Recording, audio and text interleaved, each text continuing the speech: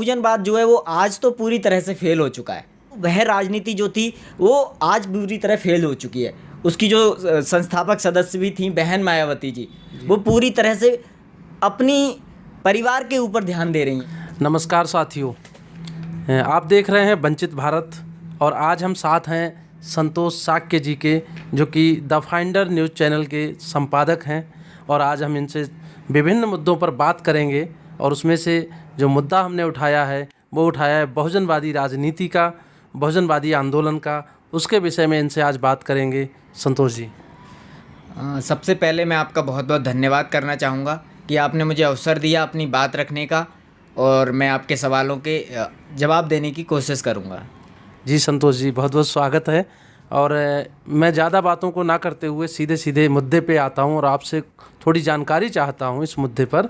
और मुद्दा जो है वो है, सबसे पहले तो मैं संतोष जी आपसे बहुजनवाद का जो आंदोलन था वो क्या था उसको समझना चाहता हूँ। बहुजनवाद से हमारा अर्थ है कि जो बहुसंख्यक वर्ग है देश का, जिसे कल्याण करना है हमें, जिसका कल्याण वर्षों से, सदियों से नहीं हो पाया है, और हजारों वर्षों से जो वर्ग शिक्षा से, संपत्ति से, रोजगार से, आदि चीज़ों से वंचित किया गया है, तो उसे बहुजन कहा था। ये शब्द तथागत गौतम बुद्ध ने यूज किया था।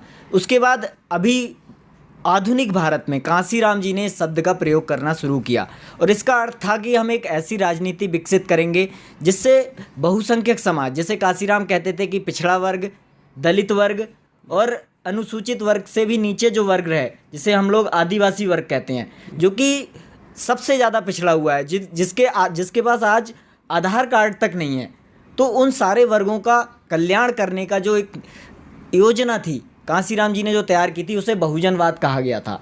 तो बहुजनवाद जो था, बहुसंख्यक समाज के कल्याण के लिए एक विचार प्रस्तुत किया गया था, जो कि आज जिसके नाम पर बहुत सारे आंदोलन चल रहे हैं। प्रमुखता इसके नाम पर बहुजन समाज पार्टी की स्थापना की थी कांसीराम जी ने।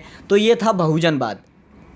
जी संतोष जी, बहुजनवाद को आपने बहुत अच्छे से समझाया, लेकिन मैं आपको एक चीज़ और बताना चाहूँगा कि जो बहुजनवाद था, जैसा कि आपने मुझे समझाया, इसकी जो अवधारणा थी बहुजनवाद की, जिसमें कि नीचे के तबके के लोगों को भी एक उस स्थिति तक पहुंचाना कि वो एक सही तरीके का जीवन जी सकें, ऐसा कुछ था।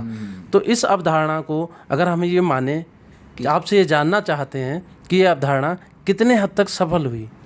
देखिए, बहुजनवाद की जो बात की थी बहुत सारी पार्टियों ने की थी वैसे तो, लेकिन प्रमुखता अगर मैं कहूँ तो कांसीराम जी ने इसे लेकर चले थे। तो बहुजनवाद जो है वो आज तो पूरी तरह से फेल हो चुका है। शुरू में क्या था, थोड़ा सा ये सफल हुआ था जब बहुजन समाज पार्टी की सरकार बनी, और सभी वर्गों ने, खासकर उत्तर प्रदेश के सभी वर्गों ने उसका सहयोग दिया, और संसद में भी बड़ी संख्या में उसके लोग चुनकर गए। उत्तर प्रदेश में उसकी सरकार 3 बार बनी, परंतु वह राजनीति जो थी वो आज पूरी तरह फेल हो चुकी है। उसकी जो संस्थापक सदस्य भी थी बहन मायावती जी, वो पूरी तरह से अपनी परिवार के ऊपर ध्यान दे रही हैं, और उन्होंने पूरी तरह से बहुजन राजनीति को फेल कर दिया है। उन्होंने किसी नेता को विकसित नहीं होने दिया, किसी तरह के एक ऐसा तंत्र नहीं बनाया अपनी पार्टी में, बल्कि एक अधिनायकवादी बन गई। वो चाहती कि मैं जो कह रही हूँ वही सत्य है। जिस चीज़ से सबसे ज़्यादा खतरा था, जो एक बहुत बड़ा वर्ग था जिसकी बात करनी थी, उसके खिलाफ ही वो खड़ी हो गई। तो इससे क्या हुआ, पूरी बहुजन राजनीति, और जो बहुजन वर्ग के बहुत सारे, जिन्हें जातीय कहा जाता था, जिसमें पिछड़ा वर्ग था, जिसमें मैं कहूँ तो दलित वर्ग की जो अन्य जातियाँ थीं, खासकर जाटव समाज पर मायावती जी का फोकस रहा, क्योंकि वो खुद भी जाटव हैं, और दलित वर्ग की अन्य जातियाँ भी उनसे दूर चली गई। और आज तो आप ऐसे समझ लीजिए कि जितनी भी अन्य जातियाँ हैं दलितों की, वो पूरी तरह से बहुजन समाज पार्टी से दूर हो गई हैं। तो इससे क्या हुआ, पूरा बहुजन आंदोलन फेल हो गया। फिर हम एक नई अवधारणा लाए कि बहुजन आंदोलन में सभी को लिया जाए, आरजेडी, समाजवादी पार्टी और जो भी अन्य पार्टियां थीं। लेकिन वो पार्टियां भी आप देख ही रहे हैं, पूरी तरह से परिवारवाद पर काम कर रही हैं। अगर मैं समाजवादी पार्टी की बात करूं तो पूरी तरह से परिवारवादी हो गई, परिवार के बीच सिमट कर रह गई।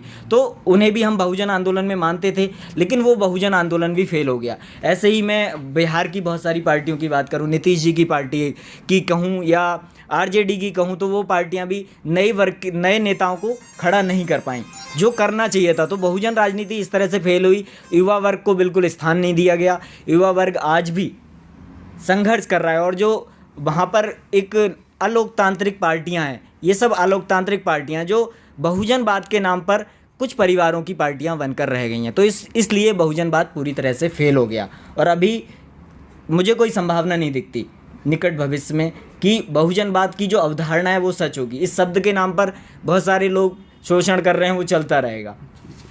जैसा कि आप बता रहे हैं और जैसा मैं समझ पा रहा हूँ, मुझे लगता है कि बहन मायावती की अगर बात की जाए, आज के समय बहुजनवाद की अवधारणा को तो छोड़िए आप, इस समय वो मनुवाद के सामने नतमस्तक हैं पूरी तरह से, जैसा कि मैं समझ पा रहा हूँ। कह सकते हैं, वो तो पहले से भी थी। अगर बात की जाए कि शुरू में उन्होंने बहुत अच्छा काम किया, उन्होंने बहुत सारा समाज में बराबरी की बात की, बहुजनवाद की बात की, और कई बहुजन महापुरुष जिन्हें हम कहते हैं, पिछड़े वर्ग के महापुरुष थे जिन्होंने समाज में बराबरी के लिए काम किया, और दलित वर्ग के बहुत से महापुरुष थे जिन्होंने समाज में बराबरी के लिए काम किया। अंबेडकर जी थे। इन सबका शुरू में उन्होंने बहुत ध्यान दिया उनके विचारों पर, उनके विचारों को फैलाया, उनके नाम पर बड़े बड़े पार्क बनाए, और एक ऐसा लगा कि अब प्रदेश बदल जाएगा। लेकिन बाद में वही हुआ कि वो एक जो तंत्र था वो नहीं बना पाए बहुजन समाजवादी पार्टी वाले। मेरा ऐसा नहीं है कोई व्यक्तिगत है बहन जी से, लेकिन ये है कि बाद में वो पता नहीं क्या हुआ। सीबीआई का कई लोग कहते हैं कि सीबीआई की वजह से वो डरी हुई हैं, तो जो भी बहुत हद तक सच है, वो सीबीआई उनके पीछे कांग्रेस ने भी लगाई।